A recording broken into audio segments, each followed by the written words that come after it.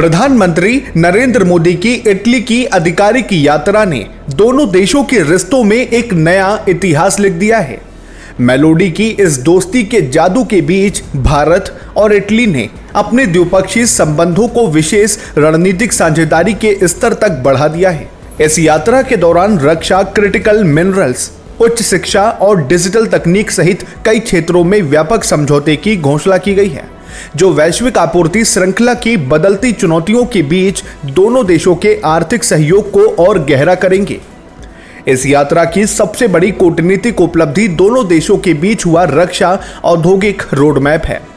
इसका उद्देश्य रक्षा विनिर्माण इकोसिस्टम को बढ़ाना और उन्नत प्रौद्योगिकियों के संयुक्त विकास को सुविधाजनक बनाना है।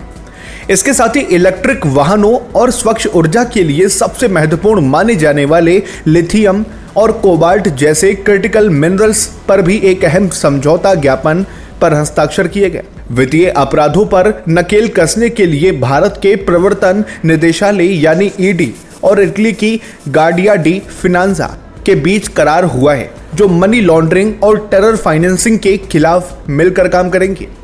जन केंद्रित फैसलों की बात करें तो अब भारतीय नर्सों के लिए इटली में रोजगार के नए रास्ते खुल गए हैं। इसके अलावा गुजरात के लोथल में राष्ट्रीय समुद्री विरासत परिसर के विकास के लिए भी एक समझौता किया गया है, जो भारत सरकार के विकास भी विरासत भी विजन के बिल्कुल अनुरूप है। कृषि और सी फूड व्यापार को बढ़ावा देने के साथ साथ दोनों देशों ने साल 2027 को संस्कृति और पर्यटन वर्ष के रूप में मानने का फैसला किया है।